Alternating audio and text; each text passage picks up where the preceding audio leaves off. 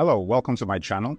I'm a professional screenwriter and I offer screenwriting tips and advice to improve your screenwriting as you continue your screenwriting journey or you begin your screenwriting journey. Today, what we're going to be talking about is writer's block and how to overcome writer's block. For those people who've done any kind of writing and especially screenwriting, writer's block is when you have this psychological block or inability to put pen to paper, or rather start typing on the keyboard, so to speak. And this is something that afflicts everybody. Some people are affected more than others. I experience this, I wouldn't say frequently, but it does happen to me from time to time. And I've gotten control of it a lot better over the years of me working as a screenwriter. But I definitely understand how crippling it can be for people who are new or just starting out on the journey.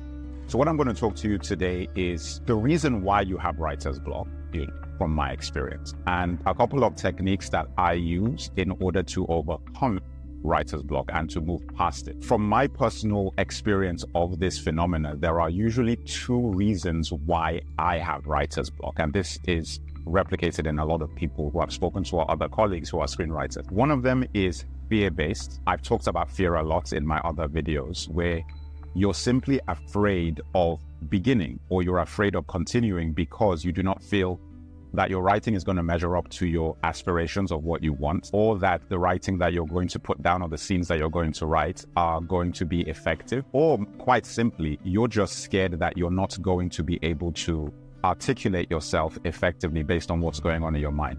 All of those reasons, and even to a greater degree, the fear that what you do write will be poorly received by anybody who is reading it. That is one side of things. But the other side actually comes a lot from your mental state at that period of time. And this is something that affects me a lot. So if I'm tired and I haven't had a good night's sleep, I will get writer's block. Like I will have a situation where I'll sit in front of the computer and my mind is foggy.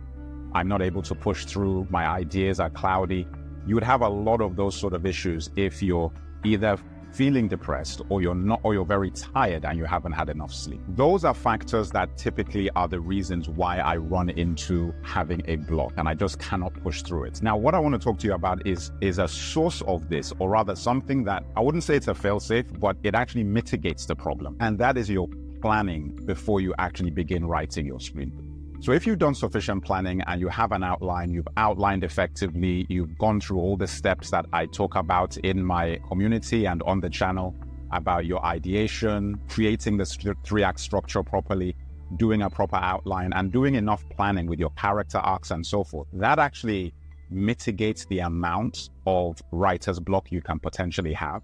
Because if you think about it, writer's block is pretty much like feeling lost. And if you're lost, what you need is a map.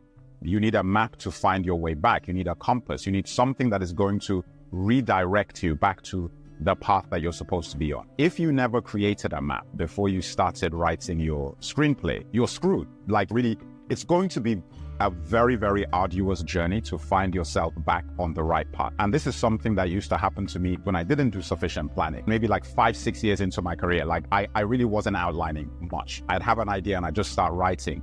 And what would happen is that when you hit that impasse, you don't have any reference points. I cannot stress to you enough how important that can be in mitigating writer's block. Notice I say mitigating because it doesn't prevent writer's block.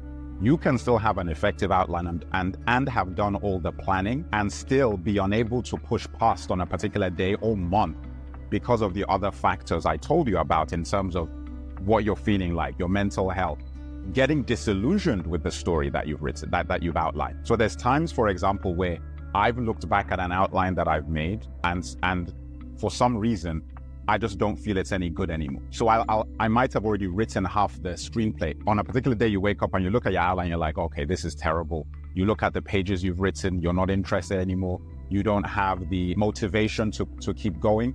That can happen, but it's a far better position to be in than not having a roadmap. Because in some cases, your instinct might actually be correct, and you might be able to look at your roadmap and say, these are the reasons why I'm not feeling the story anymore. I didn't do enough of this, or this character isn't being portrayed the way that I thought that they would be portrayed, or the storyline isn't as effective as I thought it would be in execution. Now, Now that we've taken care of that and we've talked about you just having your planning and a roadmap, let's talk about the way you can overcome writer's block if, in spite of having the roadmap, you still have this impasse of fear, of feeling like it's not going to be good enough, or you lose motivation for that story because of how you're feeling. I actually write about this in my newsletter. So if you're not signed up to my newsletter, I do have a community newsletter that you can sign up to in the description. And that actually gives you access to a free ebook that I have, which you would find very useful, and also some information on my writers screenwriting community, the screenwriters workshop, and so forth. I call it the Kamikaze technique, and you can call it whatever you do. I just call it Kamikaze because the idea is physically, I'm almost like there's something holding me back from just typing that day. Whether it's the beginning of the script or midway through it, I just physically cannot write anything. And I've sat in front of my computer for hours at times, just staring at a screen. Then you get distracted and you're on YouTube, or you're taking phone calls or writing emails or browsing on the internet. All of these things are distracting you. What you need to do, and which I call it the Kamikaze mission, is first thing is switch off all your internet services. Those all have to go. So you switch them off. And if you're on a Mac, for example, you have focus mode, which is great. So you can go into focus mode and mute everything to do not disturb, which is what I do sometimes. I'm like, okay, look, I've got to do this now. You do that. And if you're in Final Draft, there is a feature it's a focus writing feature. It's like called Focus, I believe it is. And then when you type into Focus, it maximizes the screenwriting screen. I talk about this in my Final Draft video, actually, you can see that. But what it does is it fills the screen with the page, so you can't really be distracted by anything else. Then you can go to the sprint timer, which is also on Final Draft. And that gives you 25-minute sprint of just writing. What I do is I just begin to write. Whatever is in my mind, I just put it down. Don't think about how slapdash it is. Don't think about any of your fears or inhibitions that you have. Just start putting things on the page based on whatever that scene happens to be. Or if it's the beginning of your script, this works even better if you're having trouble or you have a blocking to begin your screenplay. Just write the first slug line, action piece, some dialogue, and just put it on the screen and then walk away. And that sounds crazy. I literally do that. I'll spend 10, 15, 20 minutes of just write, and I just leave, close the computer and walk away. So what this is doing, and I believe that it's incredibly effective, is it's breaking through this psychological impasse of physically putting something on the page. That's typically what you're afraid of, is what I'm afraid of, is that whatever I put on this page is not going to live up to what is in my mind or to my aspirations or goals of the screenplay. Toss all of that out, and then you write something. You've broken through that. Because as I've told you, the bulk of screenwriting is editing. It's not actually what you wrote in the first place. It's actually the editing of what you've written. So the fact that you've actually put something down, the main bulk of what you're going to be doing is editing what you've written down. So regardless of how bad it is or how much it's not working, you have something to work with now. So it's almost like you put this big granite block or whatever it is that you're carving, the marble block, and you're now going to take your chisel and start chipping away to create your masterpiece, if it is a masterpiece. But that is really what you're looking for. And it works for me every time. You should just try doing that. And if you do have writer's block, just doing that gets you through that hurdle. But as I said, if you match that technique with having an outline, it's very, very difficult to have a writer's block that's going to stop you for very long. Because if you already have your roadmap, and then you're able to, whenever you get stuck, just break through and just do the Kamikaze system and just be like, listen, I'm going to take that 20 minutes, 15 minutes, and I'm just going to write something, put it on the page and walk away, close the computer. You'd be surprised. Sometimes you'll come back and it is bad, but it's there. And you can actually chip away and figure out what you're going to do with it. Sometimes I've done this and I came back and I'm like, wow, this isn't bad at all. This can happen to you. The act of actually breaking through and just writing something, you end up sitting there for 2 hours and you've written pages and pages. It just happens.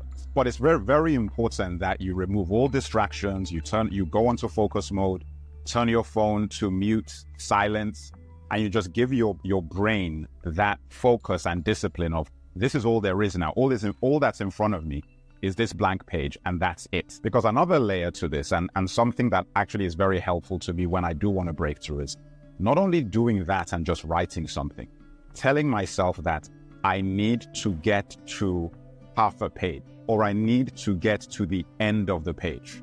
So whatever I'm writing, I need to fill a page with text. So because I'm a goal-oriented person, giving myself some kind of target like that on top of going the kamikaze route is actually very helpful for me getting through it, because I just tell myself I will not leave this seat. In this 20 minutes, I have to get to the end of this page, and I do it. I could do it in 10 minutes. And once you do that, you walk away. Very, very effective. It is, a lot of this stuff is in your mind, you know, some of it is physical for sure. So listen, if you didn't sleep well, you didn't eat well, you're not in a good state of mind, I wouldn't even suggest doing any of the things I told you, because that is the source of your problem. So you've got to be honest with yourself and say, look, am I in the right state of mind? You've got to look at yourself and just ask that question. If you haven't slept well or you do not physically feel good, I wouldn't burden yourself with the idea that there's some kind of psychological thing going on with your writer's block. You could just be tired. And if you're tired, as you know, your brain gets tired, and it's very, very difficult to effectively do the work that you need to do.